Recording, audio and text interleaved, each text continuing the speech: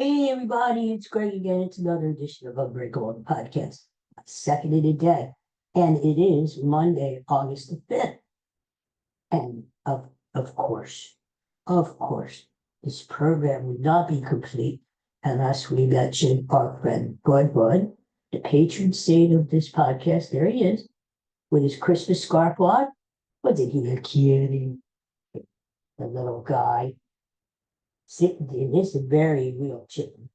The same little. No, it's a different one. That's an old one, but same principle. Okay, we're going to do a TV classic movie. As always, I'm going to try to sing the theme song, but I'll probably screw it up. No words, just the melody. Okay, here we go. Da da da da da da da da da you know what it is?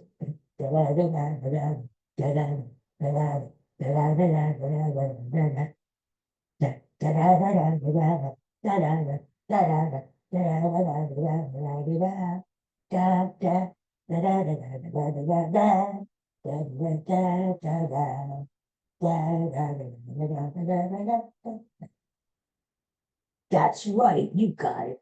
It's the Dick Van Dyke Show. Dick Van Dyke Show. Do you remember that? Oh, God, what a great show. What a great show. Well, we're going to talk about it. The Dick Van Dyke Show. Now, of course, it started with legendary Dick Van Dyke, who is still alive, 99 years old, and still going strong. Ooh, what a man. Yeah, Dick Van Dyke Show. What only ran for 5 seasons. Can you believe that? 5 seasons. To me, a classic show like that, you would think it would run 8 to 10 seasons, right?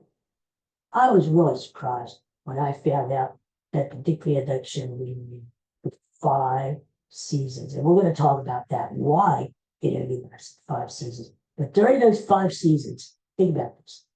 It won 15 Emmys, and it was nominated for 25 Emmys in 5 years.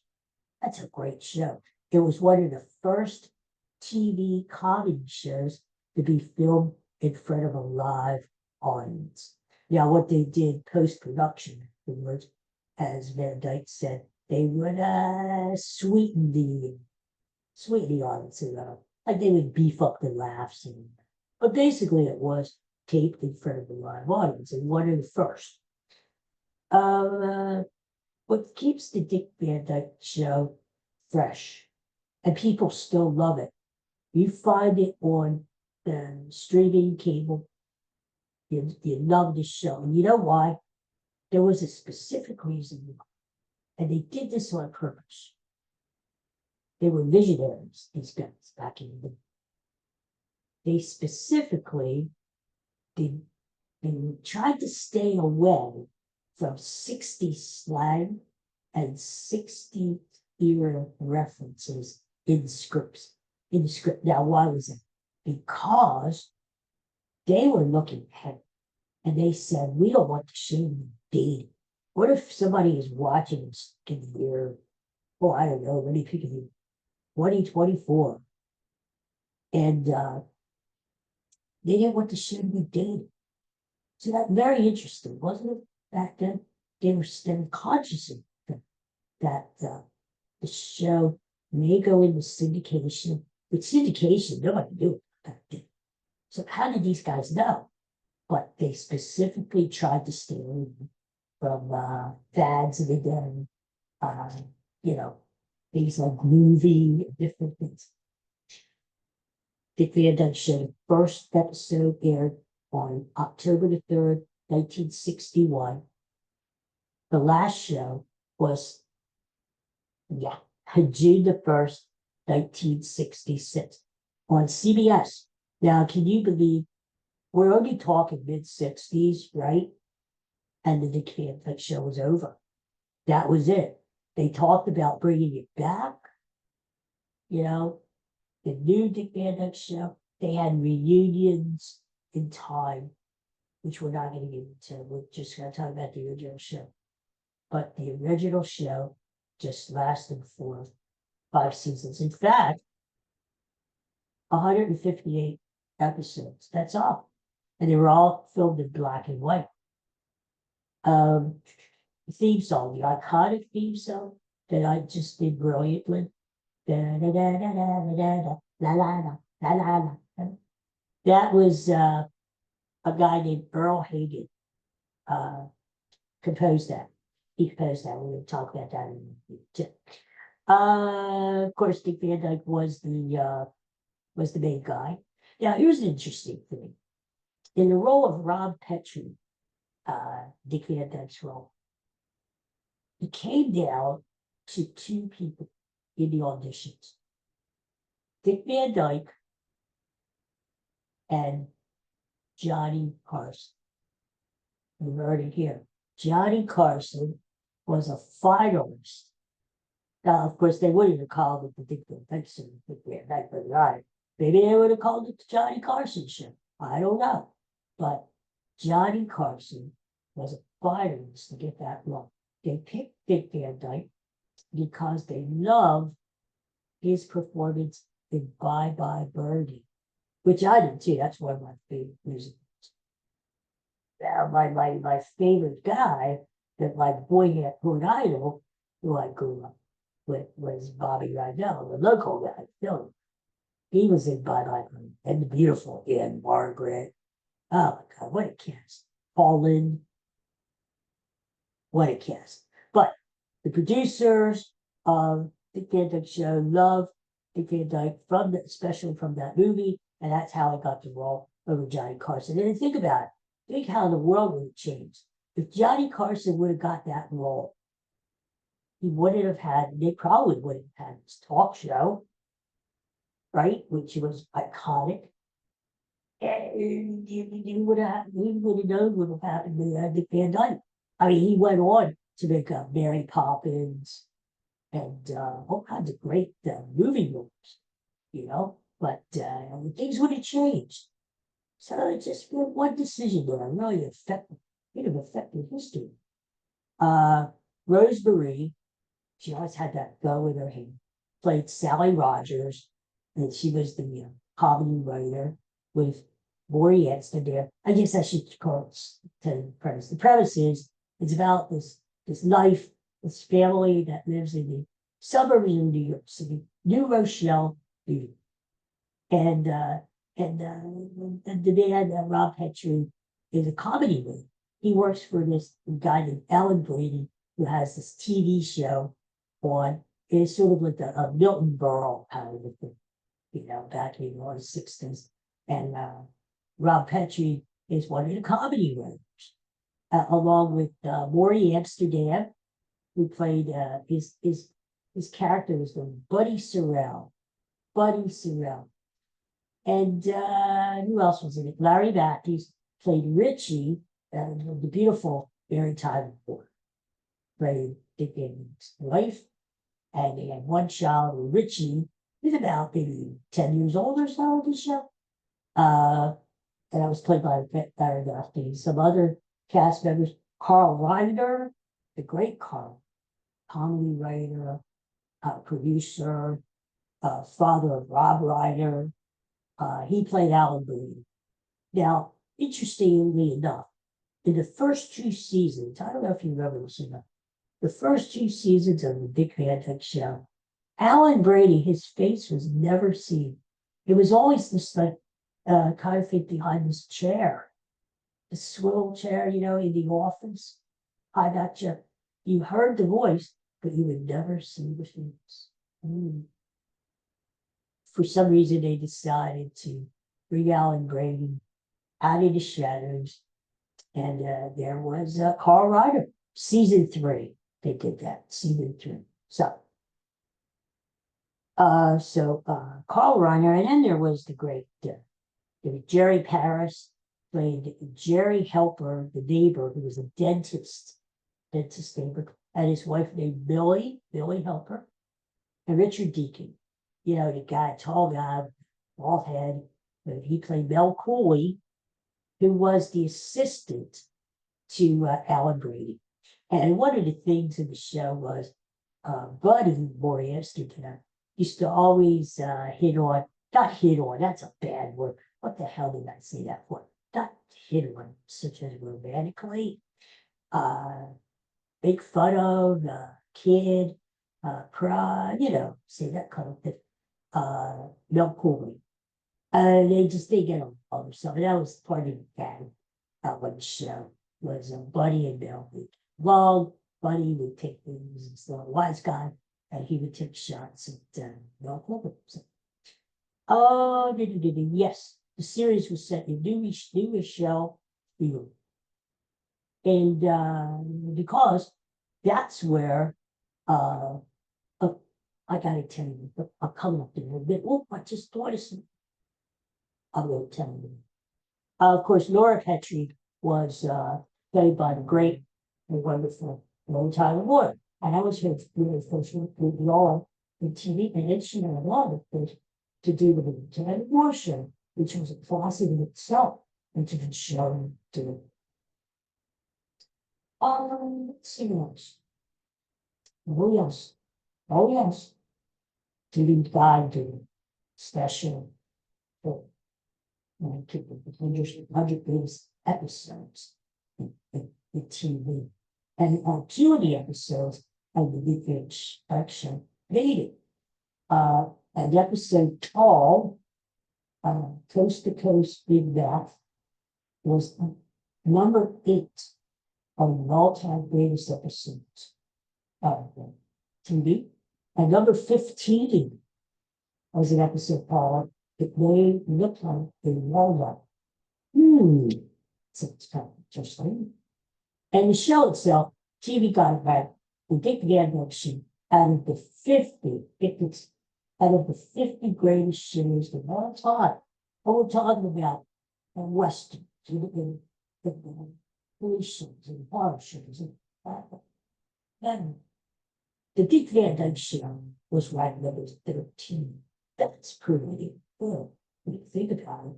For a little show like the Dick Van Dyke Show to be that high on the list of the greatest shows of all time, we're talking something, yeah.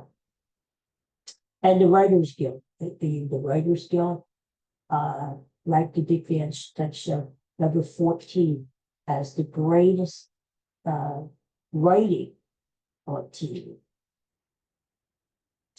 So, all these people that you saw in the Dick Van Dyke Show, Maury Amsterdam,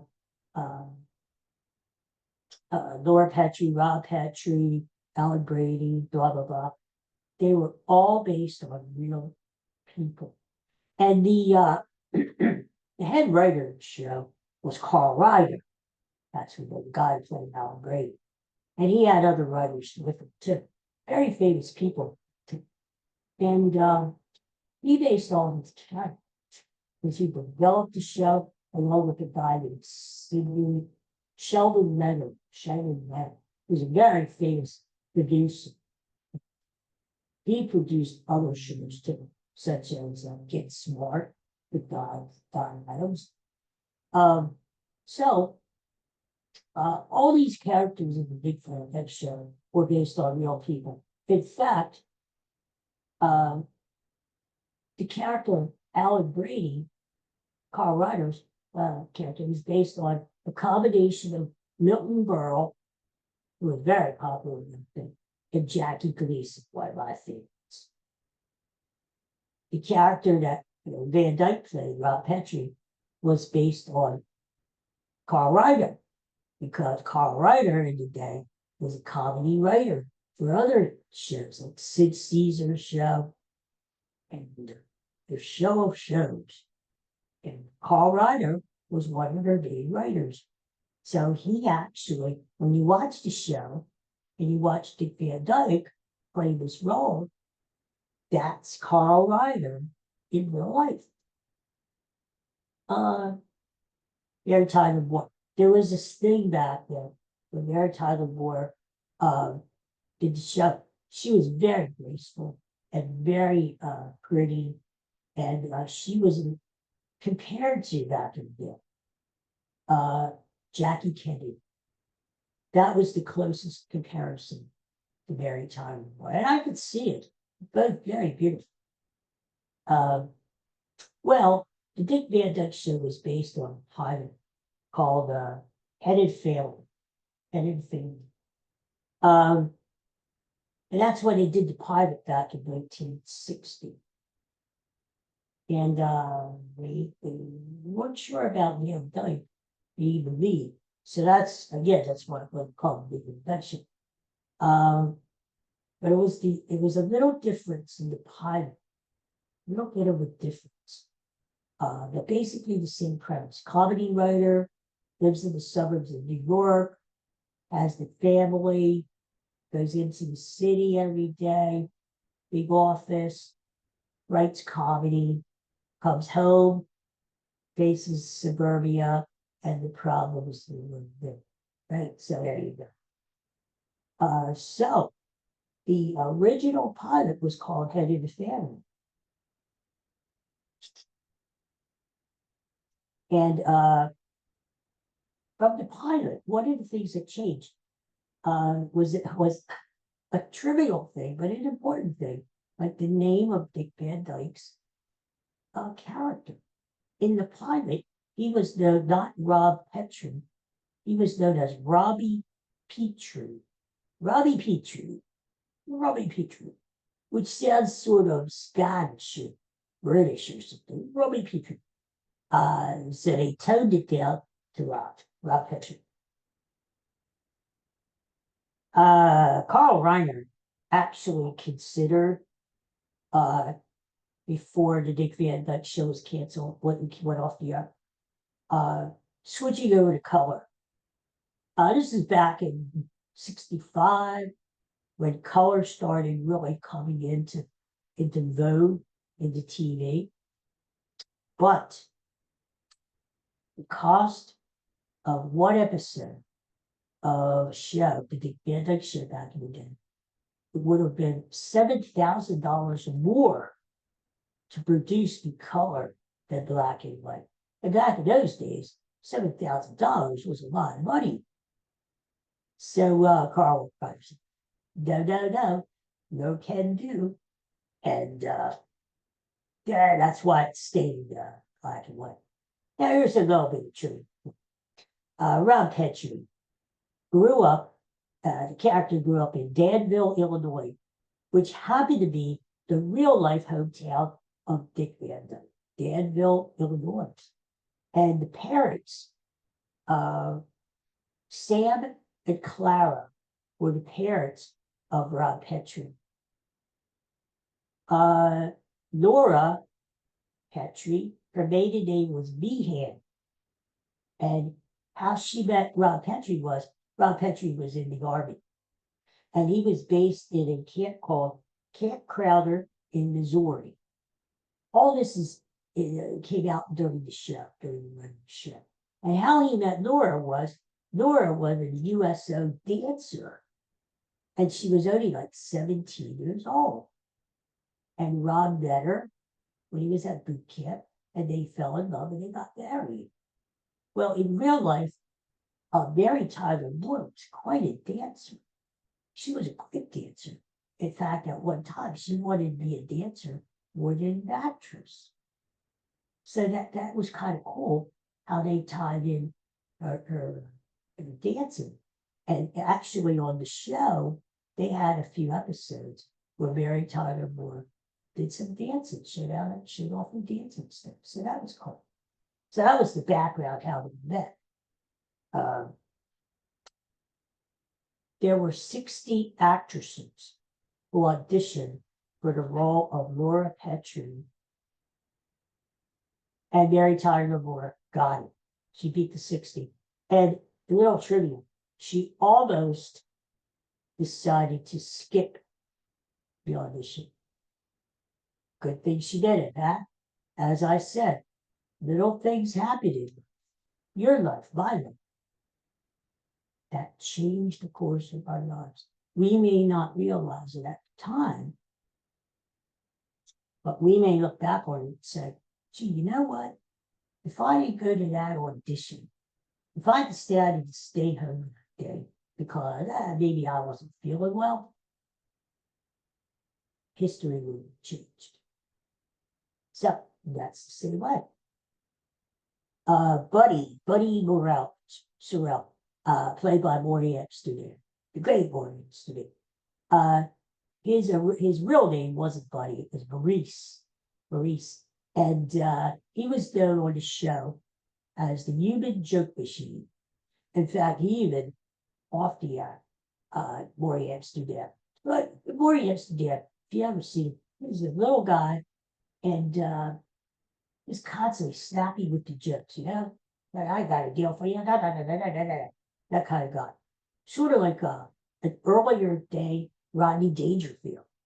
Oh, Rodney Dangerfield always had the joke at the top of his head. That was Maury Amsterdam. Yep, that was him. And the Maury Amsterdam character of Buddy, guess who that was based on? Mel Brooks. Mel Brooks. Because, you know, Mel Brooks was tied into this whole thing. He was friends with Carl Reiner. They're all buds back in. And Mel Brooks was another kind of a struggling, I don't know how much he was struggling. He is probably pretty successful, like a lot of these guys were. But he was another comedy writing for other people until he started getting his own things and started to produce his own movies. And Maury Amsterdam, there were a lot of people up for the role of Buddy. He was recommended by Rose Marie herself. Saw Maury Amsterdam Broadway, said, "This is the guy we need for that role." And they got him. They got him. Some more things about Buddy. Maury Amsterdam's character, his wife was named Pickles. Pickles. There was a Pickles in my life. My sister was friends in high school with a guy named Pickles. Yes. I don't know. Kosher deal. I don't know. I didn't get into it. But his name was Pickles. And Maury Amsterdam played the cello. He did it a lot during the show. Like if he had a writer's block and he couldn't think of anything funny, he'd be there playing the cello for some inspiration. And he had a German shepherd by the name of Larry. Sally Rogers, she had a boyfriend named Herman Grimlish. Whatever. She was a character. And Richie, the Petchy's only son, his middle name was Rosebud. Rosebud, which was an acronym which stood for Robert, Oscar, Sam, Edward, Benjamin, Ulysses, David. I guess they couldn't decide what to name the kid, so Rosebud. Dick Van Dyke had a brother. As you probably know, his name was Jerry Dyke. And he was on the show a couple of times. And his name was Stacy Petrie. And of course, he was Dick Van Dyke's real brother. And then Jerry Van Dyke, if you remember, went on in the 60s to star in his own classic show. Although it wasn't the greatest show, for Live Under the Car. Live Under the Car, which is stupid because it was about his mom who had died, who came back to life, reincarnated as his car. That is that entertaining for you? That oh, anyway. So, final couple things about this very good pitch. I got it to you. Oh, by the way, the guy who did the theme song,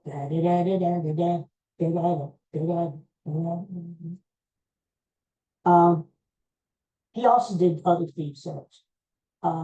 He did the Andy Griffith Show. The kid was that was him. He also did Gober Pile MC. I forget that theme song. I Spy. He did that. And he also did the theme song for Mod Squad. Yeah, that's cool. Now here's the deal. Here's the really, really final key thing about the Dick Release. Did you know the first season, 1961, it was only the 80th show. It was ranked number 80 on the Wilson News. Nobody liked it. It stunk. And CBS almost canceled it. But what happened was Procter and Gamble, which was one of the advertisers,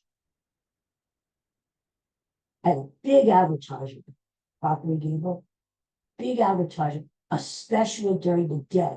You know, daytime soaps really popular. You had The Secret Story, The Guide in the Road, As the World Turns, right? All these soap operas, CBS had, ABC had General Hospital, and this Days of Our Lives. But these CBS soap operas, Procter and Gamble was a big sponsor. There was a lot of big revenue. Well, what happened was when CBS talked about canceling the Dick Van Dyke Show after season 1 because the ratings were too good, Procter and Gamble, for some reason, we don't know why, Procter and Gamble would say, if you cancel this show, we are going to pull our advertisement, not only at night, but to day 2.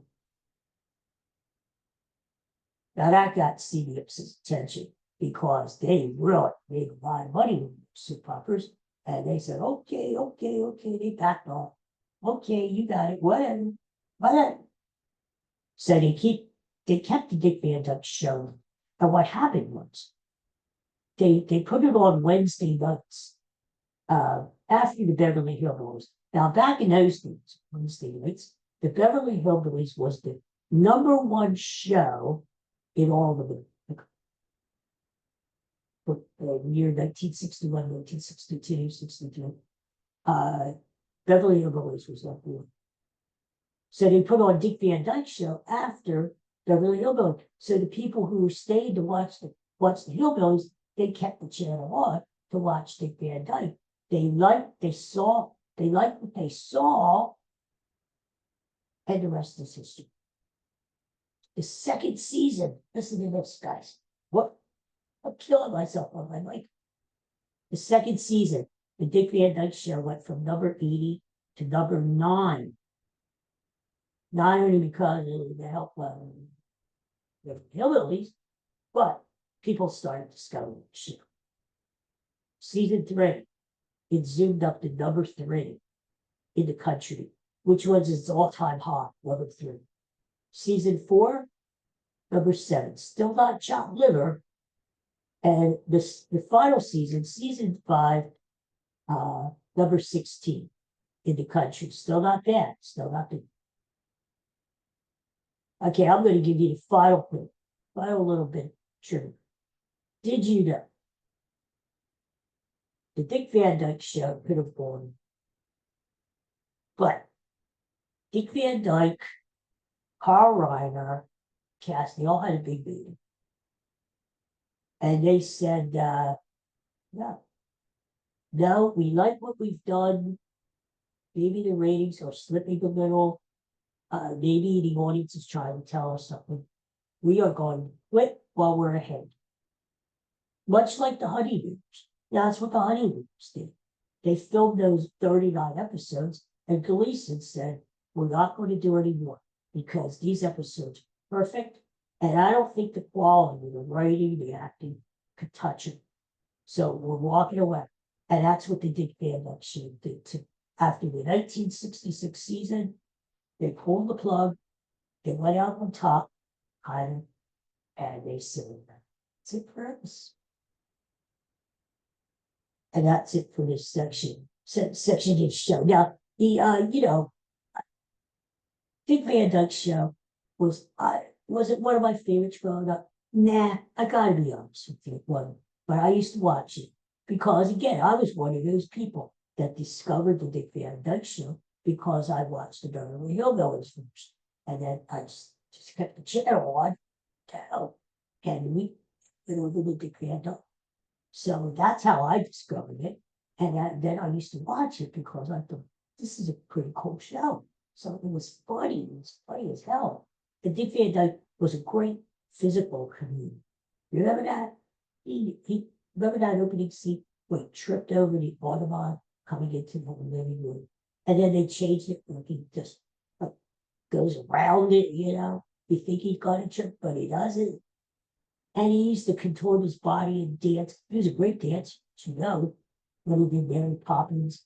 Chim chim chim chim chim chim boom. It was just a good Dick Van Dyke. God bless him. If you're still watching, you're to me 99 years old and you're still so strong. I hope you live to 100. Well, I hope he does. It's just what he does. Anyway, it's a great show. So if you find it on cable and you stream it, do yourself a favor. Do it. All right. Well, that's it. That's it. I'm going to get sick of it. I already did another episode where I talked about the weekend of the day, which was great. Check it. It was a lot of fun. And I did this. I needed that. So, okay, everybody. Thanks for watching. Thanks for listening. And I'll probably do another one of these TV classes. Probably next Monday. I'd like to do it. It gets the recording, but it's good stuff. So check this out. It'll be on my website, on Twitter all week. And you can find it right here on YouTube, as well as all my old episodes. Hey, I gained one new subscriber since the weekend. I'm up to 58. Isn't that great? 58 subscribers. Thank you. We're getting closer to 1,000, which is my goal, because I told you once we hit the 1,000, I'm going to let you know the famous Hollywood celebrity who refused to come on the show. She said, I'm not coming on your show now until you have at least 1,000 subscribers. Well, it's a race. Am I going to get 1,000 subscribers, or am I going to kill her dead? Which will be first? Who knows? You'll have to tune in and find out. All right, everybody. Have a great Monday. Thanks for watching and listening. Peace and love. I'll see you again next time.